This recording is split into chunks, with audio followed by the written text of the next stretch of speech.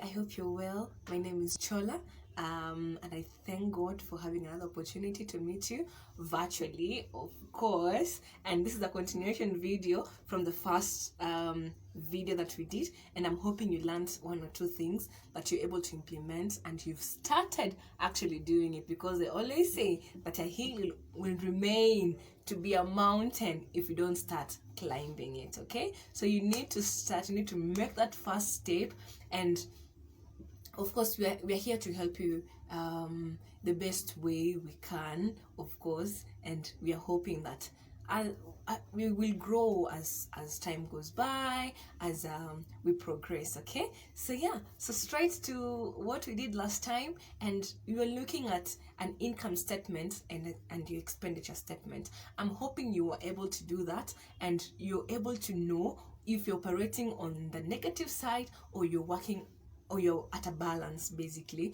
where at least you have something left, and that's what you were calling savings. All right, but we want to, when you, the last video, when you're talking about savings, we were saying save towards a goal. All right, just put money and be like, yeah, I'm putting money, even putting money maybe for emergency, that's also a goal, right? But for this instance, let's take that you want to save to raise capital for your business. Okay, and when you're drawing, and that's what we want to do today, we want to draw a savings plan. Sawa, a savings plan. A savings plan is where you have a goal of how much you want to save. What's the period of time you want to take, and the frequency of you saving. If you want to save monthly, if you want to save weekly, if you want to save daily, but you've given yourself a time period. But by this time, I want to have saved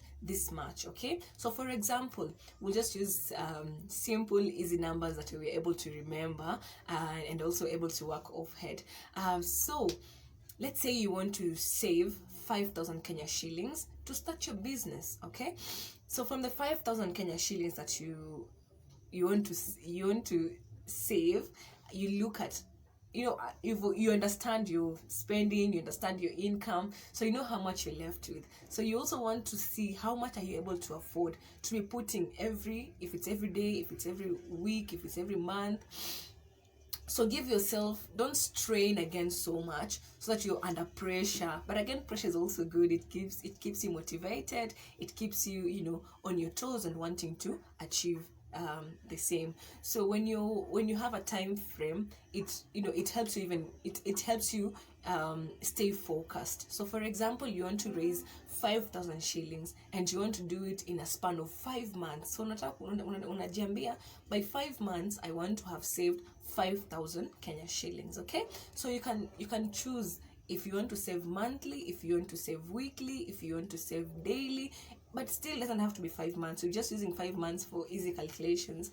But unajijua and how much you're able to afford, either weekly, daily, monthly. So yeah, just be kind to yourself. Don't strain again a lot, because it will put a lot of unnecessary pressure, really. And yeah, so you'll just look at, I need to save 5,000 shillings for 5 months. So that means every month I need to put in 1,000 shillings. So you can even break the math further and see how much you need to put every day or every week, whichever the mathematic is. So if you want to do, a month has 4 weeks, of course. So that in those 4 weeks, if you divide 1,000 shillings, that means you need to save around 250 shillings per week. Okay, so that you have 1,000 shillings by the end of 4 weeks. All right, and 4 weeks makes a month. So that is how you do the calculations. But if you want to break it down further to see how much you need to put in, like daily, you can still use 1,000 shillings and divide it by 30 days or 31 days, or whichever number of days average, but averagely 30 days. So you just put, how much do I need to save? So that per day you divide by 30, per week you divide by 4, because you divide by 4 because a month has 4 weeks. But in your overall plan, you need to know that in a month I need to save 1,000 shillings, so that in 5 months I'll have 5,000 shillings. So save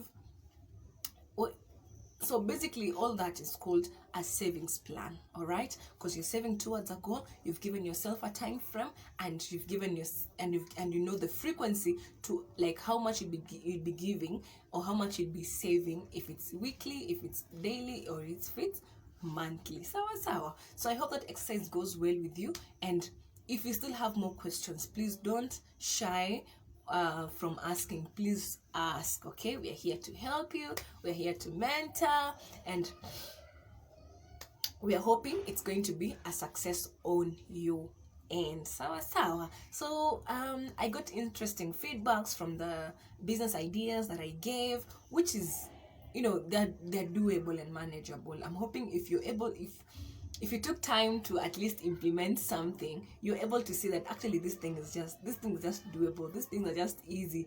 You know, it's not like you know, sijui, you know, a walk on hot coal. It's easy peasy lemon squeezy. But yeah, so a lot of the question that I was asking is, how do I set my price? How do I know what price I need to sell my item for? Yeah, we want to go straight to setting our prices, because that was also a question that was asked. Like, now I want to do this business, but how do I know I'm making the right I've set the right price? And I'm going to take you through 3 things that you really need to consider when you are setting your price. Sawa. So one thing you need to look at is, how much are your customers willing to pay? How much are they willing to part away with? Ni pesa ngapi? Unaangalia sasa kama a comrade, you know, spending up to 500 shillings maybe doesn't, you know, they really don't mind, all right? So, and like, you just need to know how much is a comrade or your targeted customer willing to part with. Na venye nasemanga tu, biashara, whatever price you put, there's always a market for it. But now you have to be wise. Huwezi sema you want to bring kitu ya 10,000 kwa shule, na labda hata apatiwe hata pocket money ya that much, alright? So you also need to be wise on the kind of items that you bring, the kind of but the business ideas that I suggested, really basically the comrades are willing to part away with they're willing to part with some monies for such kind of businesses, excuse me. And then so how much are they willing to pay? You also need to know how much your competitors, because a business,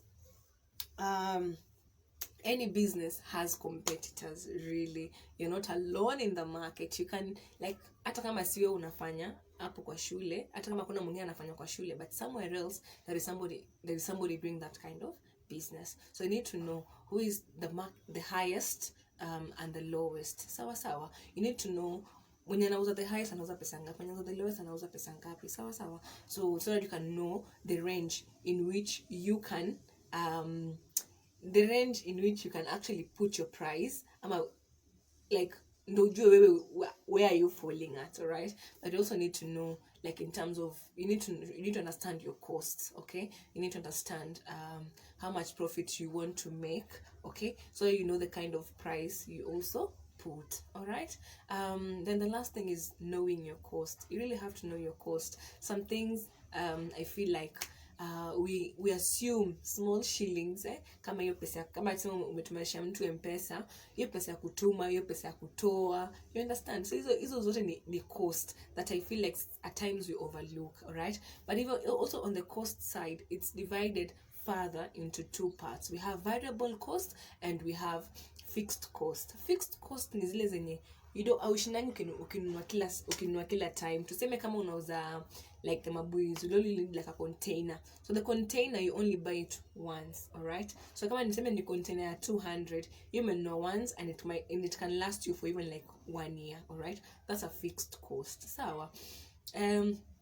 For other businesses, maybe if you need to put a stall, iyo yote, it's like, or you need to build a building, that's a fixed cost, all right? Because unajenga once, and you're not all the time like let's say you're not like all the time paying for it, if you understand what I mean.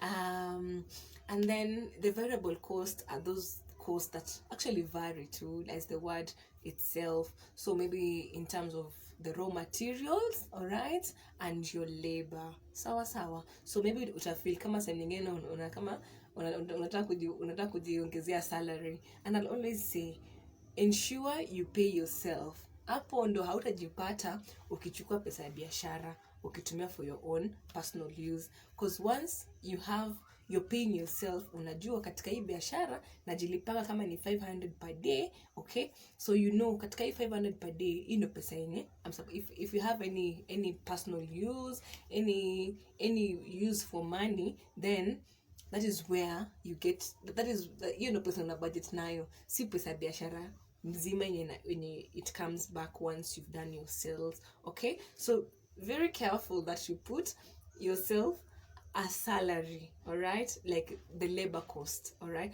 Or if you're paying somebody else then to do it for you, then that labor cost you need to it's a variable cost, because maybe si kila siku utakuna labda unafanya kazi like 5 days in a week, so you're paying yourself 5 days. So yeah, so basically that's what it is. The raw materials is just what you need for to make it happen, all right? So yeah, let's use an example like the mabuyus that I was buying. So these mabuyus, basically they were sold in packets, all right? So what I'll need for these for my mabuyus is just a bucket, you see. So this bucket is that's the only thing I needed, because naweka kwa bucket na nikizungusha tu nikiuza moja like that. So but again, all these costs will vary depending on the kind of business that you've settled for, all right? So if you have any question concerning the same, please, the comment section, be your friend, so you can ask and they're able to assist you even further and personalizing according to your business, according to your interest, and according to your interest, basically. So yeah, for me, let's use my example ya mabuyu, where one package alikuwa inauza 4 shillings, hiyo ni wholesale, all right? So 4 shillings for a wholesale price, but I still had to, looking at my variable cost, I had the M-Pesa charges, ile ya kumtumanishia na ya kutoa. I had ya raw materials, so like if I wanted to buy mabuyu za 1000, kutuma pesa ni pesa ngapi na ipi kutoa ni pesa ngapi, so you also need to factor in that cost. Alafu pia ujue kama like the transport that you'll be using kuendea kila siku, like kuendea na kurudi, how much you use also on transport, okay? So that money is that you really need to you need to be very careful with the cost, no usikose ata, like even you don't miss even a bit, all right? And then what else? So for those mabuyus, those are my costs. I didn't have any other cost really apart from my labor now, how much I wanted to pay myself per day, so like, so that I'm not using so much into so I don't call it profit, because it's not profit. Kama hujajilipa bado hapo profit hakuna. You can't say that's your profit if you've not paid yourself, because most of the times unapata biashara zingine zinaanguka, manake unapata maybe you've not put a salary for yourself, or now the labor cost. Sasa unapata you spend so much, you use so much because hauna limit, so but ukitoa hiyo pesa, tuseme kama ni 200 shillings per day, hiyo 200 unajua kabisa this is the money this is the money I'm paying myself. So katika hii 200 shillings I need hiyo ndo pesa yako basically. So usiangalie ati nimeenda nikanunua mabuyu za 1000 nimetengeneza 2000, so profit yangu ni 1000. No, that's not your profit, okay? Your profit is after ushatoa all your costs, then whatever remains is now your profit, all right? So utangalia your total sales minus the cost, then you get your profit, all right? And when you're looking at settling on a price, you need to be careful. Vile tumesema lazima uangalie mwenye anauza the highest na mwenye anauza the lowest. Alright? Then tuseme sasa kama hiyo biashara ya mabuyu, utapata the highest alikuwa anauza 10 shillings, the lowest anauza 5 shillings. Sawa? So katika those two prices unaangalia where is the average, who is, because kuna watu wanauza topo katikati, kuna wanauza 7 shillings, kuna wanauza 8 bob, mwingine anauza 9, mwingine anauza 10. So unaangalia what is the average price. Alright? And that is what I'm telling you will guide you in terms of unajua where to put your own price. Alright? So utapata kama the highest anauza 5, the lowest anauza 10. So hiyo ni pesa ngapi? 15 shillings. If you add minus divided by 2, you get around 7.5 as an average price. My average market price, okay? Around your 7.5. But 7.5, utangalia sasa wewe, depending now on how much are your customers willing to part with. So if they're willing to part with 10 shillings, why not? If they're willing to part with 9 shillings, why not? If they're willing to part with 8 shillings, why not? You see? So you're still at the market range. Whether you sell at 10 shillings, whether you sell at 5 shillings, bado uko tu hapo kwa market, like the price range of your product, okay? But so that's why you're saying your cost will also determine now if the average price is 7 shillings, how much do I need to put mine at? Do I need to put at 6 shillings? Do I need to put at 7 shillings? Do I need to put at 10 shillings so that I maximize on my profits, or something like that? So for the mabuyus, if I would buy stock sema ya 1000, all right? Your stock ya 1000 inakupatia mabuyu ngapi? 250, okay? And I used to sell my mabuyus at 10 shillings because of course I'm in the market range. So when you're selling them at 10 shillings, one thing, you're at the market range, okay? Your comrades were willing to part with 10 shillings, of course, and then you've known your cost. So hapo knowing your cost, hapo ndo very, very important. So kama my raw materials ilikuwa tu the mabuyus, that was 1,000 shillings. Pesa kutoa, pesa ya kutuma sijui kama ilikuwa 27 na 27 28 ya kutoa. So that's how much is that?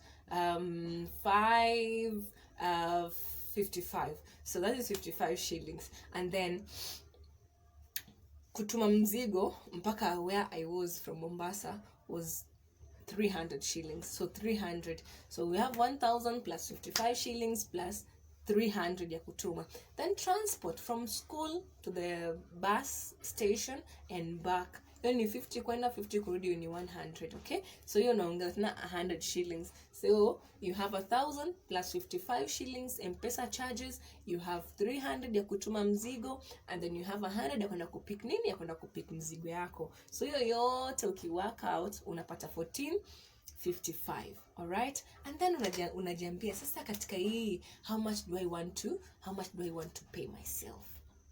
Okay, that is knowing your costs. So how much do I want to pay myself? Unasema maybe I want to pay myself, let's say 200 shillings per day, all right?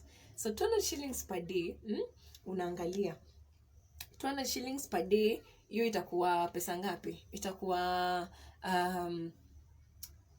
200 shillings itakuwa pesa ngapi na when you work it ukifanya sasa yote? So 1,000 plus 55 shillings plus 300 plus 100 plus 200, okay? So that is 300, that is 600 and 55, so it's 1,655. That was my cost of me bringing 250 packets of mabuyus, all right? So it will cost me that much to bring those 250 mabuyus. Alafu sasa unaangalia hii mabuyu 250 naweza uza for how long? Unaona? So for me it will take me around 10 working days, okay? 10 working days. So like naweza uza leo, kesho nisiuze, kesho kutwa nisiuze, but as we said last time, consistency is key, all right? And yeah, so once you know your costs like that, you're able to know now from your total sales, unatoa pesa ngapi. So mimi nimetumia 10 days to sell 250 packets. Okay, so that's around like 2 weeks, because weekends kulikuwa na mambo za CU, and Sunday I would just basically rest. So I would sell 5 days in a week, so that was 10 days. So that means per day I would sell 25 packets. Unaona? So so the 250 packets, unajua I'm spending I take like 10 working days. So that means by the end of those 10 days, actually I have pesa ngapi? So when you do 250 times 10, you have 2,500. Okay, hiyo ndio pesa umeuza. Uweze sema ndio 250 ati sasa hiyo ni profit yako. That's not your profit. Sawa, please be careful. That is not your profit. Okay, you have to know unajipatia pesa ngapi. Anakwambia hapo kwa labor hapo, you really have to know how much you're paying yourself. Ndio usiseme usiite now, like basic calculations utasema if I've used 1,655 to buy this, to get 250, wewe kwa nani, kwa hesabu zako umepata, ukishauza kila kitu unapata uko na 2,500. So 2,500 ukitoa 1,655 ubaki na pesa ngapi? Unaona? So you can't say, you see now where I was talking about, wewe unasema nimenunua babuyu za 1,000. So babuyu ya 1,000 hapo nimeuza 250, so niko na 2,500. So hapo niko na profit ya 1,500. That's not your profit, my dear. That is not your profit. Lazima utoe ile yenye ulitumia fare ya kwenda kuchukua vitu, hiyo ya kutuma. You see, so now me saying I'm paying myself actually 200 shillings per day, you're already, if you do your calculations well, was I making a profit? I was making a loss? I want to hear on the comment section. Was I making a profit? I was making a loss? Because I'm paying myself 200 shillings. So in 10 days, you need pesa ngapi? You need 2,000 shillings, okay? And then 2,000 shillings na nimetengeneza 2,500. Does it mean nilinunua stock ya 500 shillings? Does it mean I spent 500 shillings on my variable cost and my fixed cost? It is a lie. So that means my calculations back then were very wrong. Yeah? My calculation number, that means I was paying myself quite a lot of money, and I was not making last week nilinunua babuyu za 1,000, leo nilinunua za 500. Kwa nini? Manake you didn't do your calculations well. You paid yourself more. By that time I didn't have this kind of information that I'm having now. So unapata kumbe I was even working at a loss by then. Unapata kweli uko na kama tuseme uwezi sema ati because nilikuwa nauza 4 shillings, ati sasa nilikuwa napata nauza 6, I was selling 6 shillings more. Your 6 shillings no profit. That's not your profit, my dear. That's not your profit, because lazima utoe all the costs that you've been working, like that you've spent on that business. So I am just hoping that, and as I'm saying, you see, these things really vary according to biashara. Inategemea na biashara. So maybe if I paid myself 100 shillings per day, you 100 shillings per day, see how that for 10 days that would be 1,000 shillings. No. So 1,000 shillings. So the 500 shillings is still not. Maybe now hapo sasa unaangalia. By the way, now I think I'm making, because clearly I was making a loss if you do the calculations like that, because nikiongeza labor, that time I wasn't looking at labor as a cost, nilikuwa naangalia labor kama profit. All right, but now understanding better, unaona enyewe I wasn't making a profit. If I was paying myself 200 shillings, that's not a profit, okay? Because a profit is supposed to, you either take it to your savings ama unaongeza kwa nini, kwa your stock. But now unaona sasa nilikuwa nashindia tu 1,000 nashindia tu nikituma tu goods za 1,000. There was no growth. So there was no I wasn't making a profit, if you understand what I mean. So now you start looking at, now if I was not making a profit, then what should I do to help me, even at least make a profit? That is when now unakana biashara kwa sababu unaangalia, do I need to reduce the quantity?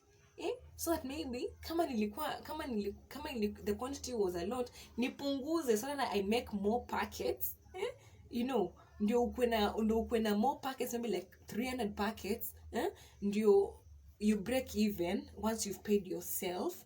Ama unaangalia, should I increase my price, ama I need to reduce my costs. Unaona, so maybe reducing your cost is ensuring maybe you walk to town and walk back. Unaona, so that is reducing your cost. All right, so I'd really be interested to see. I know this is quite intense. I know this is quite bulky. It wasn't easy, again, just trying to explain it without doing any calculations somewhere, but I'm hoping that you've learned, at least if you go away with anything.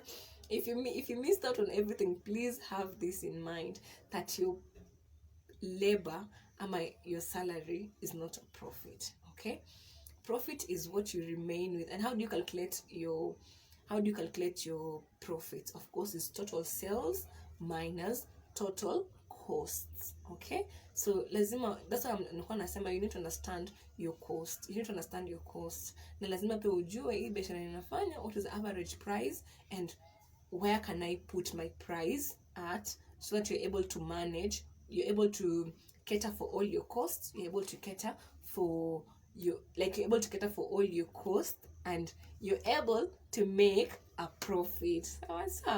So I'm hoping this was insightful. I'm hoping this was, I know it was a lot, it was many words and maybe calculations here and there, but if you have any challenge, please don't shy away from asking those questions. And yeah, we're here to help you. Really. So God bless you so much, and I'm hoping to meet you really, like on one, so that we're able to share these things even more. We're able to do these things practically, and yeah, it's exciting. And I'm hoping right now mko na hiyo saike biashara. Don't give up. As a business person, you need to take those risks. You need to be able to work, work out those math. And it's not, you see, like, for the businesses really encompass that, like the business ideas I was giving. At times you don't really have to si zile mahesabu mingi za 1 million, but I mean, who is stopping you from doing that? You can still do it. You can still do it. Have that dream, have that vision, and yeah.